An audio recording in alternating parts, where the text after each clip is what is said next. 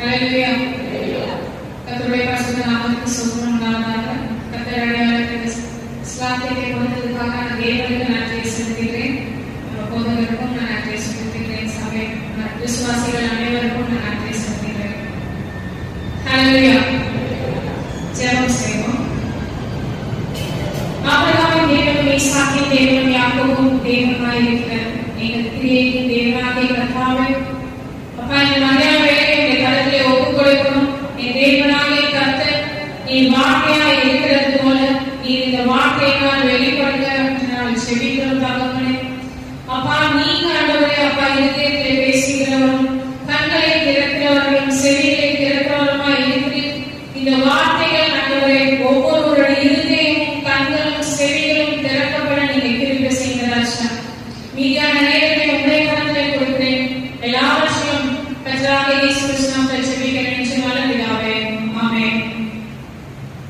எட்டாவது வாசிப்போம். மத்தேயு எழுதின சுவிசேஷம் 27வது அதிகாரம் 46வது வசனம்.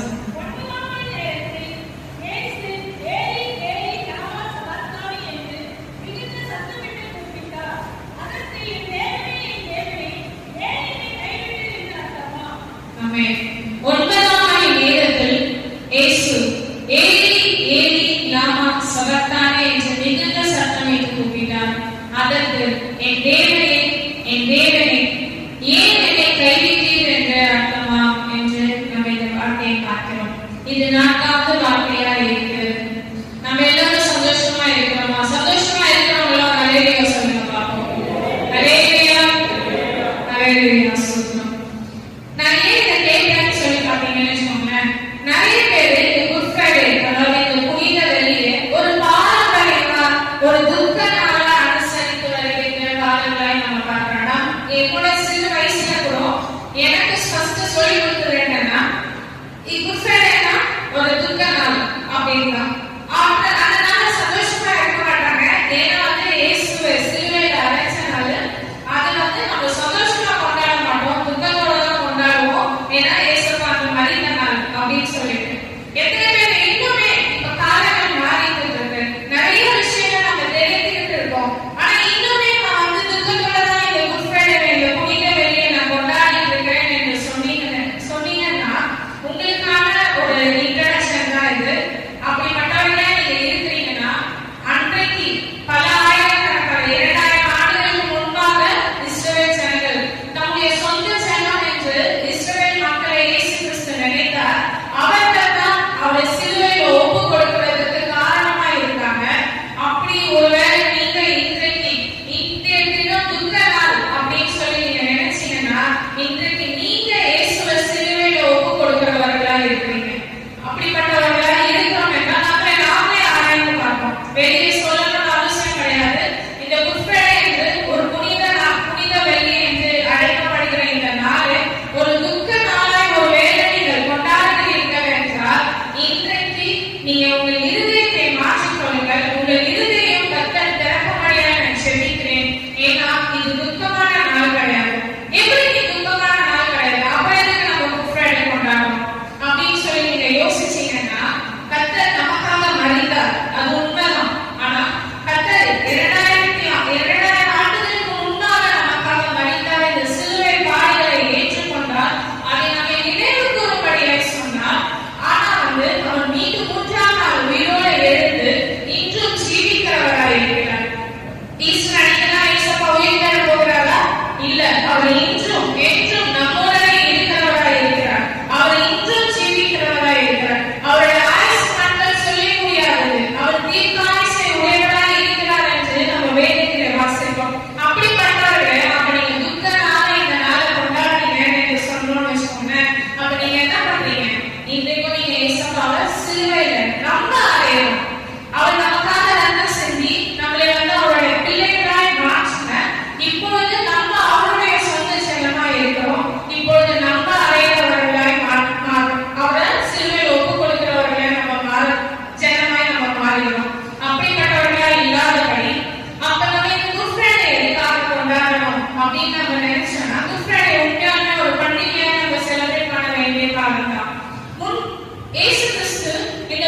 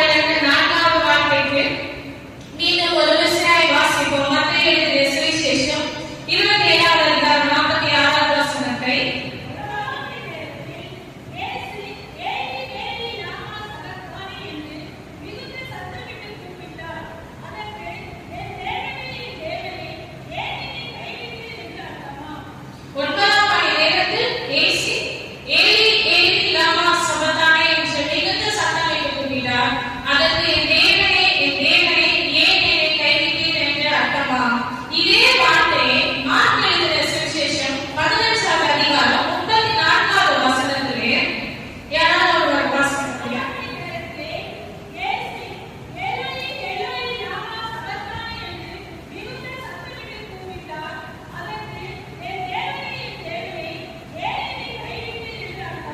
இந்த இடத்துல 9ஆம் மணி நேரத்தில் இயேசு ஏலோஹி ஏலோஹி லாமா சபக்தானி என்று மிகுந்த சத்தமிட்டு கூப்பிட்டார்.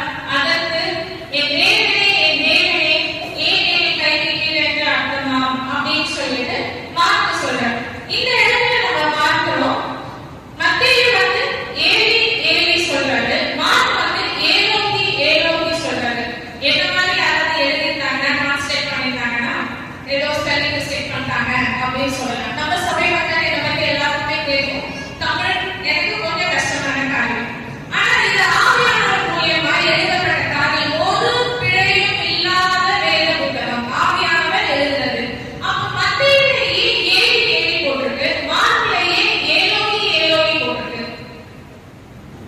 சில வார்த்தைகள் நம்ம பைபிள்ல பார்க்கும்போது எபிரேய கிரேக்க மொழியிலிருந்து தமிழ்ல மொழிபெயர்க்கப்படும் போதும் சரி, எந்த மொழியில மொழிபெயர்க்கப்படும் போதும் சரி, அவங்கவுங்க வார்த்தைக்கு ஏற்ற மாதிரி இது எக்ஸ்பிளனேஷன் கொடுத்துருக்காங்க. என் தேவனே அப்படின்னு சொல்லிட்டு எல்லாமே நம்ம தமிழ்ல படிக்கிறோம். சில வார்த்தைகளை மட்டும் ஒரு சில இடங்கள்ல அப்படியே என்ன வார்த்தையில கர்த்தர் பேசினாலும், இயேசு என்ன வார்த்தையில பேசினாலும் அந்த வார்த்தையை அப்படியே மொழிபெயர்க்காம அந்த இடத்துல யூஸ் பண்ணிருக்காங்க. அது எதற்காகனா அதோட ஸ்ட்ராங்னஸ் காட்டுது.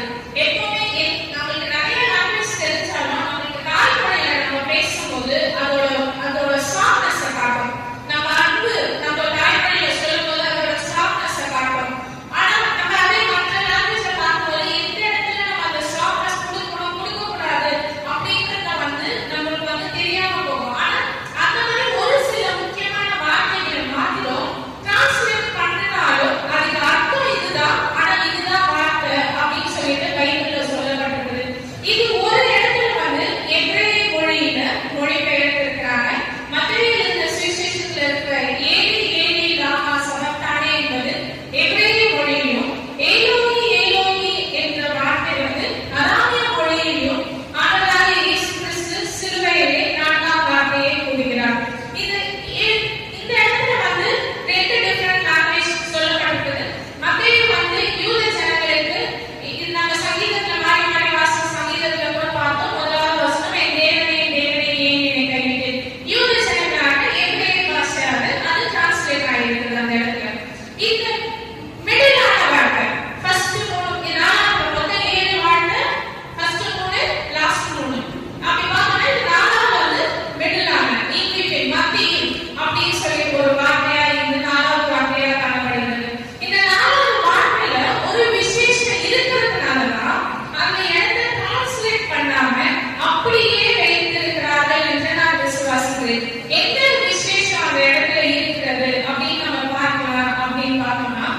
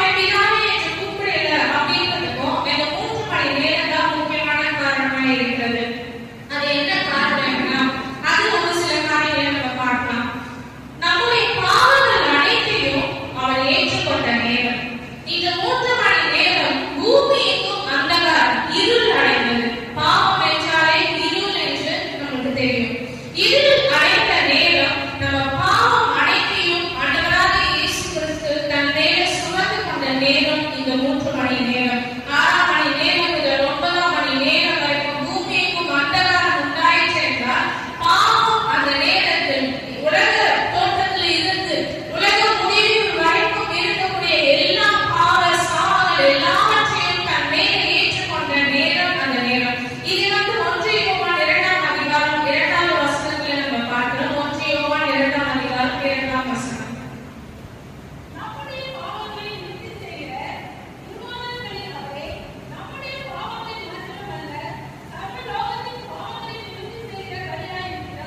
நம்முடைய பாவங்களை நிவர்த்தி செய்த கிருபாதார பலியாகவே, நம்முடைய பாவங்களை மாற்றமல்ல சர்வலோகத்தின் பாவங்களை நிவர்த்தி செய்கிற பலியாய் இருக்கிறார். நம்முடைய பாவம் மட்டும் இல்ல, சர்வலோகம் கர்த்தரை ஏற்றுக்கொண்டாங்க ஏற்றுக்கொள்ளல எல்லாருடைய பாவத்தையும் அவர் தம்முடைய அந்த 3 மணி நேர தியானத்துல வந்து அவர் ஏற்றுக்கொண்டார். அந்த ஏற்றுக்கொண்டதன் காரணத்தின் நிமித்தமாக தான் நம்முடைய பாவங்கள் நம்முடைய அக்கிரமங்கள் எல்லாவற்றையும் அந்த 3 மணி நேரம் அவருடைய இருதயத்திலே அவர் மேல அவர் ஏற்றுக்கொண்டதுனால நம்ம ஒரு சிச்சுவேஷன் நம்ம நினைச்சு பார்ப்போம். நம்ம இப்ப ஏதோ பண்ணிட்டோம், நம்மளுக்கு அது பாவம். மோஸ்ட்லி கிறிஸ்டியன்ஸ் நம்ம அந்த உணர்வை நம்ம பெற்றிருக்கோம். நம்ம ஏதாவது ஒரு தப்பு பண்ணிட்டோம், நம்ம ஏதாவது ஒரு பாவம் பண்ணிட்டோம், நம்மளோட இருதயம் வந்து ஒரு பெரிய பாரமா இருக்கும்.